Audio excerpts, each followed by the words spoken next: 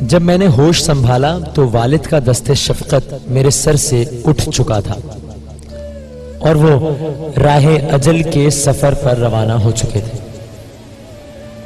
میری عظیم ماں نے مجھے ماں کی ممتا بھی دی اور باپ کی شفقت کی کمی بھی محسوس نہ ہونے دی۔ میری ماں نے لوگوں کے گھروں میں برتن دھوئے مگر میری بچکانہ خواہش کا خون نہ ہونے دیا۔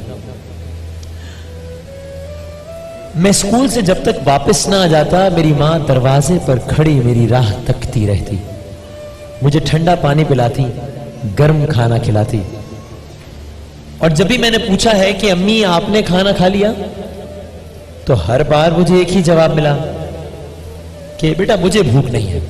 عجیب۔ یوں مامتا نے ساری سختیاں اور تمام دکھ خود برداشت کیے لیکن مجھے غربت کا احساس نہیں ہونے دیا۔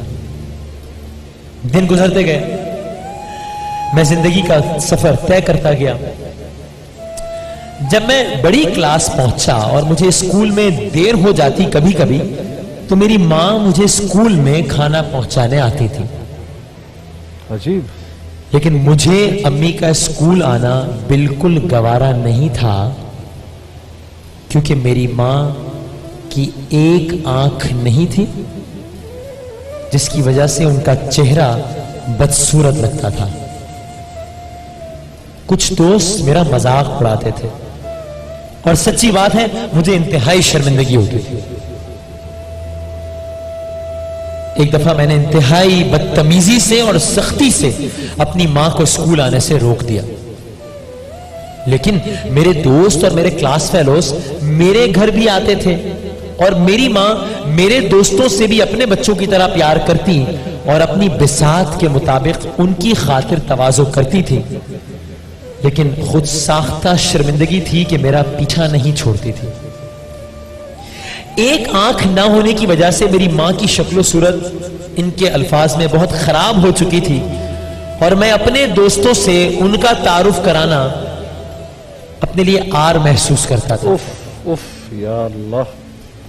جنید بھائی وقت گزرتا گیا، میں نے تعلیم مکمل کی، الحمدللہ اچھی نوکری مل گئی، لیکن میری ضعیف ماں مجھے اب بھی بچہ سمجھتی تھی۔ میری شادی ہو گئی اور میں اپنی بیوی کے ساتھ ملک سے باہر چلا گیا، ماں کو یہی چھوڑ گیا، لیکن میں نے ان کا خیال رکھا، انہیں اولڈ ہاؤس میں چھوڑ کر گیا اور اولڈ ہاؤس والوں نے جتنی بھی رقم کا تقاضا کیا میری ماں کا خیال رکھنے کے لیے اس سے کچھ زیادہ ہی دی۔ تقریباً 2 سال کے بعد اولڈ ہاؤس کی انتظامیہ نے مجھ سے رابطہ کیا اور مجھے بتایا کہ میری ماں بیمار ہے۔ میں نے کچھ مزید پیسے بھجوا دیے اور سنی انسنی کر دی، واپس آنے کی ضرورت محسوس نہیں کی۔ تقریباً 6 ماہ بعد میں واپس آیا اور اپنی والدہ سے ملنے کے لیے اولڈ ہاؤس گیا۔ اولڈ ہاؤس انتظامیہ نے مجھے بتایا کہ میری والدہ چند روز پہلے فوت ہو چکی ہیں اور اس نے آپ کے لیے یہ خط چھوڑا ہے۔ ماں نے بیٹے کے لیے خط چھوڑا۔ وسیم بھائی، جب میں نے خط پڑھا تو میری چیخ نکل گئی، میرے پیروں تلے زمین نکل گئی۔ میری ماں نے لکھا تھا کہ میرے لختے جگر، تو چھوٹا سا تھا کہ ایک حادثے میں تیری آنکھ ضائع ہو گئی تھی، میں نے اپنی ایک آنکھ تجھے دے دی تھی تاکہ میرے لال کی شکل بدصورت نہ لگے۔ خدا تمہیں ہمیشہ اپنی امان میں رکھے، یہ میری دعا ہے۔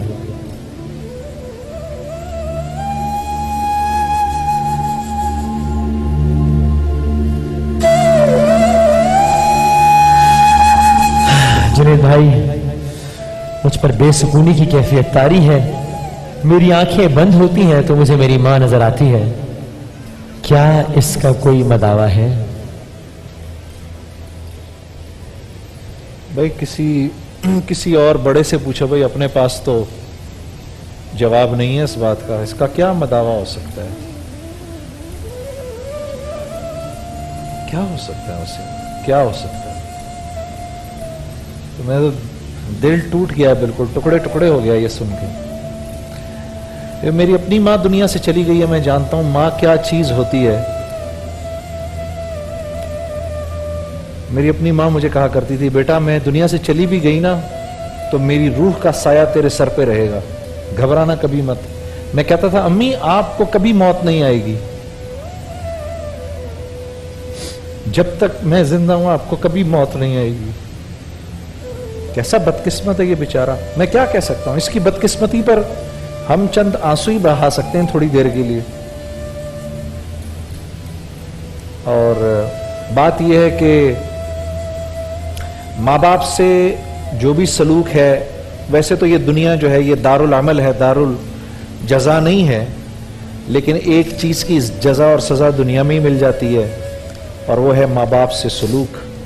अच्छा सलूक करोगे तो सारा आलम तुम्हारी कदर करेगा, माँ बाप से बुरा सलूक करोगे कितनी बड़ी पोजीशन पे क्यों ना हो, सारा आलम जलील करेगा। यही तुम्हारे बच्चे जिनकी वजह से अगर तुम अपनी माँ को धुतकारा, जब बड़े हो जाओगे तुम्हें जलील और ख्वार करेंगे। हाँ, तो ये खुशकिस्मती है आपकी मेरे भाई मेरी बहनों जो घर पे हैं। अगर आपके बूढ़े वालिदैन आपके साथ हैं, उनको अपनी जन्नत की वजह समझो, और क्या कह सकते हैं उसे। आपकी इजाजत हो तो वो एक शेर पढ़ दूं माँ का, जो हम हमेशा एक शेर नहीं पूरा पढ़ें आप, सुनाएं, मैं बहुत दिन हो गए सुने हुए उसको। और वो तो आपने सुना ही है, एक मुद्दत से मेरी माँ नहीं सोई ताबिश, वो सुना दो। मैंने एक बार कहा था मुझे डर लगता है, वो सुना दो। मौत की आगोश में जब थक के सो जाती है माँ, तब कहीं जाकर रजा थोड़ा सुकून पाती है माँ।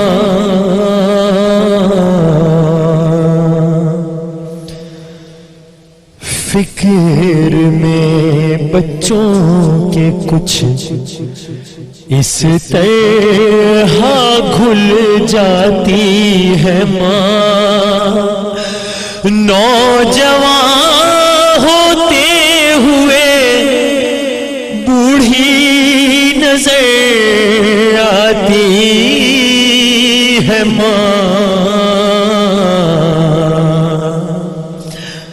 और इसने लिखा है ना कि मैं परदेश चला गया ओल्ड एज हाउस छोड़कर, मुझे यकीन है इसकी माँ ने उस वक्त भी दुआ ही की होगी इसके लिए कि घर से जब परदेश जाता है कोई नूरे नजर, हाथ में कुरान लेकर दर पे आ जाती है माँ। और ममता क्या चीज है और प्यार कहते हैं किसे, ममता क्या चीज है और प्यार कहते हैं किसे। कोई उन बच्चों से पूछे जिनकी मर जाती है माँ, मौत की आगोश में जब थक के सो जाती है माँ।